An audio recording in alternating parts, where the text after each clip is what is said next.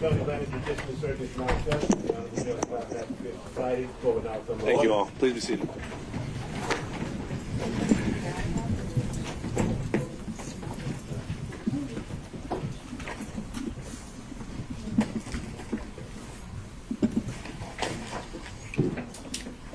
All right, we are back on the record with 23 SC 188947. As with yesterday, if we could have counsel just briefly introduce themselves, make sure we've got waivers on the record for today, starting with the state. Good morning, Your Honor. I'm Anna Green-Cross for the state. Good morning, Your Honor. Adam Abadi from the state. Good morning, Your Honor. Steve Sadell and Jennifer Whittle for President Trump, and we waive these presence. Alan Stockton for Mayor Giuliani, and we waive his presence. Mr. Durham joining us by Zoom again. Good morning, Your Honor. This is Jack Van Wy on behalf of Mark Meadows. He waives his presence. Thank you. Waive problem with Kathy Lane. She waives the presence. Your Honor, Mike Smith, Clark V-Shape for Mr. Hampton, with local counsel John Monroe. I'm sorry, I didn't hear that at all. With local counsel John Monroe, to my right. Okay. Richard Rice and Chris Evelowitz for Mr. Chief, who waives his presence. Your Honor, who waives his attendance of here. I think we're now to Mr. Roman. Good morning, Judge Ashley and John Merchant for Mr. Roman, and he waives his presence. Greg Gillen and Anthony Lake for Mr. Schaefer, and he is present. All right. And then Mr. Floyd.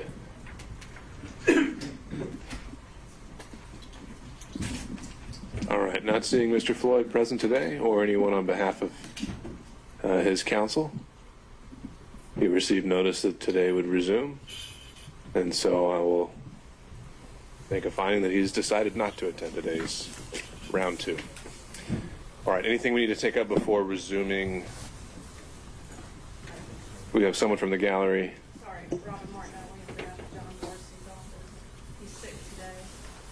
We have the Floyd's office, so taking that. Okay. And Mr. Floyd has decided what exactly? Did he? He's waiting. I guess I don't know what he's decided. Ms. Cross? It sounds like it's a deliberate choice for Mr. Morrison not to be present this morning, and the defendant was certainly here yesterday if he joins later. Otherwise, I think we can call that a voluntary waiver. Okay, I agree. And I haven't heard anything else from Mr. Morrison or any other counsel. Is there anything we need to take up before resuming testimony here? Let me start with the state. I'm sorry, thank you, Your Honor. Yesterday, the state had asked that Ms. Yurdi be, her subpoena be held in case we needed to recall. I let her attorney know last night after speaking to me, we don't intend to recall her, and as far as the state's concerned, I know she'd already been released from the subpoena from the other side, so there was no reason for her to be released today from the state's concerned. All right, Ms. Merchant, can we excuse Ms. Yurdi? I talked to her attorney last night, and I said we had a different conversation, so I think she's still on standby. If we need to recall her. So your position has changed since yesterday? Well, based on the state's representation that they may have rebuttal evidence, but they didn't give us that, so I don't know what that is. So in rebuttal, if they present something in rebuttal that I need to call her to talk about, then I will do that. All right, we'll address it as it comes up. What else? Anything else, Ms. Cross? Not from the state, Your Honor. Okay, Ms. Merchant. I know that we are still in the middle of Ms. Willis, but we need to address some of the things that were said yesterday in court in regards to Mr. Bradley, privilege, things like that. Do you want to do that now, or would you rather do that before Mr. Bradley? When you say address them, what do you mean? Well, there's a couple different issues, but we've got the privilege issue is one of them.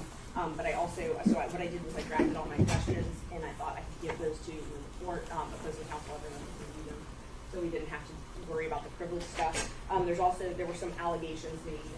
I had a transcript made of the proceeding yesterday. Some specific allegations that I think I should have an opportunity to refute. Specifically that I had egregiously misrepresented, that things that I had said were patently false, and that all of that information included from Mr. Abadi. Speaking of Mr. Chopra, I spoke with Mr. Chopra. We talked to him in the car on the way here on speakerphone, Mr. Merchant and I. And he said that he didn't tell Mr. Abadi any of that information, doesn't know where Mr. Abadi got it from. Mr. Abadi says that he did, So, you know. If there's any clearing of the air that needs to happen, and if we need to get to that, I think the right time would be once we've actually seen all the evidence that comes out. So, Thank you. I just wanted to let the board know. Thank you. and in terms of the privilege issue, if you're planning to recall Mr. Bradley, and you've actually typed out some specific questions, then yes, I think that would be helpful and might allow things to proceed a little more efficiently through his testimony. So, to the extent you've got those typed out and are willing to provide those to counsel for Mr. Bradley and the state, I'd encourage you to do that. And before we call him, we can get into that as well. Okay, great. Thank you. And I have a copy for the court. I have one copy for either Mr. Evans. I know Mr. Abadi was objecting to privilege yesterday, but I think it's actually Mr. Evans that needs to be. Was Mr. Evans is here? Okay. All right. Anything else from any counsel? Vote the rule, make sure it's still in. Rule is still in place. All right. Not seeing anything else. If we could bring back in Ms. Willis. Actually, Your Honor, the state has no further questions for Ms. Willis, so All right. no need to recall. Okay, Ms. Merchant. Next witness. I think we're about to hit the privilege issue. We are about to hit the privilege. There we are. Okay. Then do you need counsel need a moment to take a look at her questions? Yes. So I've got a copy. Oh, I guess Mr. Evans. And then do we have Mr. Bradley somewhere in the whereabouts nearby? Mr. Chopra. I informed Mr. Chopra that he's still under subpoena. So Well, him and his client. Yes, I'm also with Mr. Bradley, and he's actually not here today. We need you to identify yourself for the record, sir. My name is Van Ward. He's not here at this moment. He has a doctor's appointment that he's currently in as we speak. And his representation is on the way here as well. I'd love to be able to get one of the Do you have a copy of that? I just want Mr. Evans. Is there one for- Do you have a time estimate of when he's supposed to be here? I have one copy right now. Of the questions? Not for- Where's the doctor in relation to here? Yes, at the very earliest, it would be, he would be free about 10 o'clock, 10 to 10:30. All right, he's currently driving here as we speak. He's at the actual doctor's office as we speak. Okay. And And I think the council was informed of that last night, that he would not be here until at the earliest 10 to 10:30. all right, I wasn't until 10 or 10:30, but sure. Ms. Merchant, other than Mr. Bradley, did you have any other witnesses? not that I can call before Mr. Evans. But I do think we can take up some of the privilege Sure. questions. No, I think we can use this time to do that. So why don't y'all take a moment to look at the questions and then let me know when you're ready to proceed.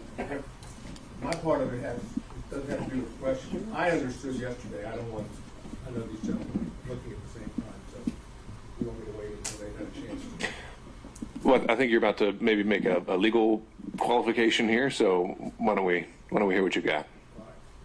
Yesterday, it sounded as if the witness was going to decline to answer any questions at all in relation to communications or observations or anything, be it independent source or otherwise, that took place during the time of the alleged attorney-client privilege or relationship, which is 2015, I think, until the present. I understood that as referencing not simply attorney-client privilege communications, but what we commonly refer to under 1.6 as confidences and secrets, which are not covered by the attorney-client privilege and are not barred from testimony or evidence in a courtroom. But it sounded as if the court is going to have to order Mr. Bradley to testify. And then Mr. Bradley will have to take a position of whether he's going to follow the court's order, heed the court's order, or whether he's not. If he does, then we'll be able to get into hopefully the questions that Ms. Merchant has prepared on Mr. Roman's behalf. If he says, I'm not going to comply, then theoretically we're in a position in which the court will have to hold him in contempt. And then, at that point, my guess would be that somebody would say, I would like him to have the contempt stayed while I take it up on appeal. So I'm just trying to play through where we're going to be. Because if we're going to do that, we might as well notice before we start putting him on the stand. I think that's a good thing to flag now, and I agree that yesterday during the hearing there was some intermingling of 1.6 and attorney-client privilege, and now having had the time to kind of parse through that, and it does seem that there is a distinction between the two. One is not covered by the evidentiary privilege, and pulling the case of Tenet Healthcare Corp., 273 Georgia 206, Supreme Court doesn't make that distinction. So to that end, Mr. Evans, as we work through these issues, I would say that when Mr. Bradley takes the stand, I would be directing him to respond and be responsive to any questioning that may be covered by Rule 1.6. That would be the order of this court. But that still reserves the issue of attorney-client privilege. So as you're reviewing those questions, we'll keep that in mind, and I'll be interested to hear your response. Anything else you think we should clarify before we take a break to look at the questions? Do you have a copy for me? Yes, I do. A copy of the questions, Judge, and I also have copies of the,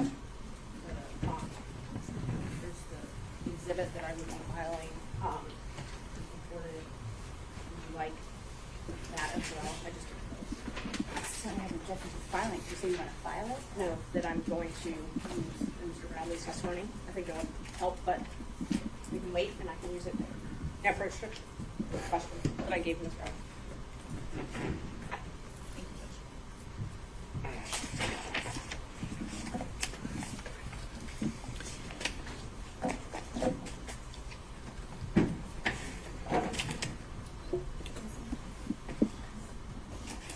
All right, and counsel for Mr. Bradley, I'm sorry, can I get your name one more time? I didn't write it down. Maybe I would. Mr. Ward? Yes. Okay. All right, Mr. Ward, if we could get some regular updates of where he is and how he is progressing towards the courtroom. And then when everyone has had a chance to read these questions in the interim, let me know and we can take this up. Mr. McDougall. I have a text message from one of Mr. Floyd's lawyers that he's logged in on the Zoom conference, Your Honor. Okay. Is someone joining us by... Thank you. Is someone joining us by Zoom that wants to appear for the record? Yes, Your Honor. Chris Kucherov for Mr. Floyd. All right. Thank you, Mr. Kucherov. And I think we had a legal assistant here announcing on Mr. Floyd's behalf, but I think it would be better to have counsel of record any announcement in terms of Mr. Floyd's presence this afternoon, or excuse me, today.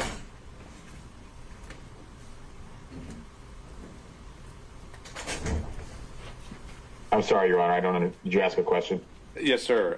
So Mr. Floyd joined us yesterday, but I do not see him here today. Do you have an announcement about his presence for today's hearing? No, he will not be present, Your Honor. All right. We would waive his presence. Okay. Thank you, Mr. Kucherov. All right. We'll be in recess until I hear from the parties. Thank you.